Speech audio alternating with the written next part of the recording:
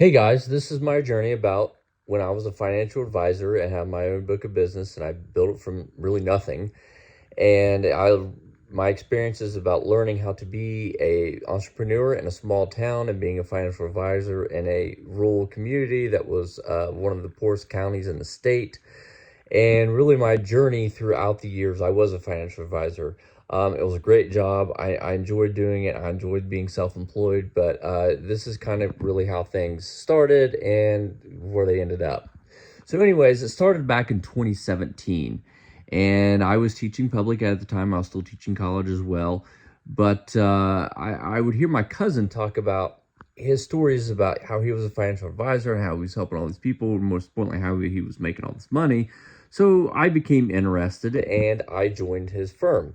I went and got my licenses that were needed, and I started over doing life insurance and annuities primarily for his clients that were in his firm.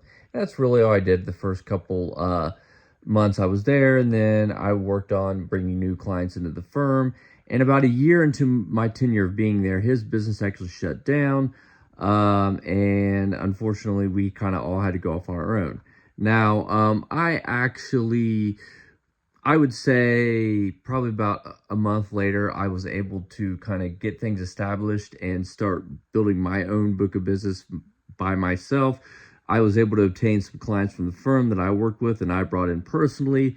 And also, one of the most fortunate things that happened was the tax preparer that was working with the firm recruited me to work with her and brought me in her office. So she was able to funnel a pretty good clientele number to me, which was great.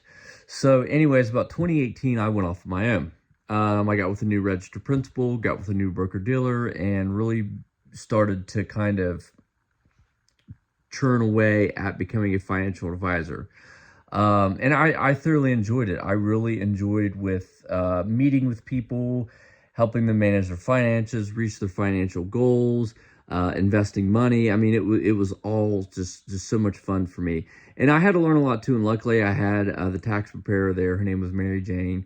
To really help me out, learn how to operate a business by myself, learning how to be self-employed, learning how to the proper tax write-offs, learning how to make smart business decisions, and really all that stuff. And then also I had a stepfather that was self-employed for well over 30 years, and he helped me out as well. So I had a lot of great mentors and a lot of good help whenever I was starting on my own business.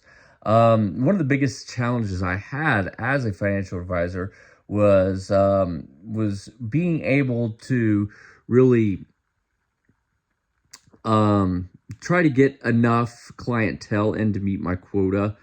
Since I was one of those things that was known as a career agent, where you had to really keep your contract with the financial firm that you're technically your broker dealer sponsorship is through, you have to meet a certain quota. And unfortunately, me living in an impoverished area, it was very challenging to meet that quota. And really, the cool thing about these broker dealers is if you meet that quota, they give you like health insurance benefits and all that stuff. But unfortunately, with me living in an impoverished area, I can never really meet that quota. I actually set a couple records in my area for that broker dealer, like setting the most appointments in a week, writing the most business in a week, writing the most business in a day, writing some of the biggest cases in a day. But again, the average numbers I bringing in were not really enough to keep my contract as a career advisor. So I actually would end up switching in 2021 to become a independent broker, which I would still be able to maintain my business with that broker dealer through FINRA. But I would not receive any benefits in my pay. I didn't get any bonuses, and my pay was straight 1099, which was the way I wanted it because I didn't really have any independent quotas. I could just focus on helping people, not just pushing products. So the last couple of years of being a financial advisor, I really was able to kind of build the book of business the way I wanted to, and that was through family financial planning. And what I would do is I would get clients. I would obviously either prospect them through cold calling or any type of advertisement that I could, go into local sporting events and sponsoring them and doing a lot of advertising throughout the community. And also I was able to build up quite a bit of a referral system toward the last couple of years as a financial advisor, to where I really wouldn't have to prospect a whole lot. The tax preparer that I was working under was able to funnel me quite a few clients, and also word of mouth was starting to get around about me. So I was getting pretty established toward the end. And like I said, I was literally working probably 10 to 15 appointments a day, especially during tax season, because that was usually your business time because of the rollovers, and that's when everybody seems to be thinking about their finances, getting those things in order. And I would always be able to roll over large amounts of money, but again, I wasn't able to sell a lot of the products that were where you would make the most money, which is life insurance policies and really all those things. Just because life insurance policies where you do make a lot of money, nobody could really afford consistently. And also living in an impoverished area, you don't have really people that are healthy enough. So it was quite a challenge to really get them approved for a life insurance policy. But I was really good with writing brokerage accounts. I was able to at least open up 50 new brokerage accounts every year since 2020, which what was really interesting is that my business tripled in COVID, and it usually stayed pretty consistent since then. So it was definitely quite a wild ride as a financial advisor. Toward the end, I think I had close to 150 clients. I had about $10 million in assets under management. And it was a really good time. However, it had to come to an end because of the health issues that I had before I was a financial advisor came back. And one of the bad things about being self-employed is that I was on the government health insurance.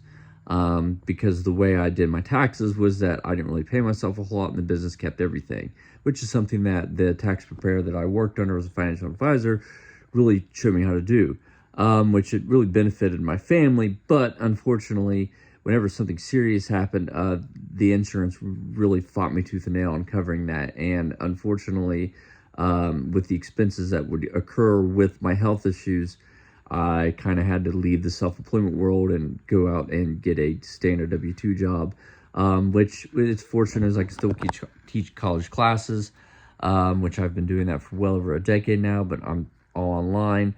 But like I said, being self-employed really taught me a lot. I actually still have my LLC. I pretty much use it as for my music. As I still play in a band. I still play weekend shows, and I really use my LLC to kind of, instead of using it to harbor my financial business, it just harbors down my music business, which is I'm just an independent artist. I'm nothing major yet, or nothing major at all. It's just a hobby that really just more of a tax write-off than anything. But anyway, that is my journey as a financial advisor, and I hope you enjoyed.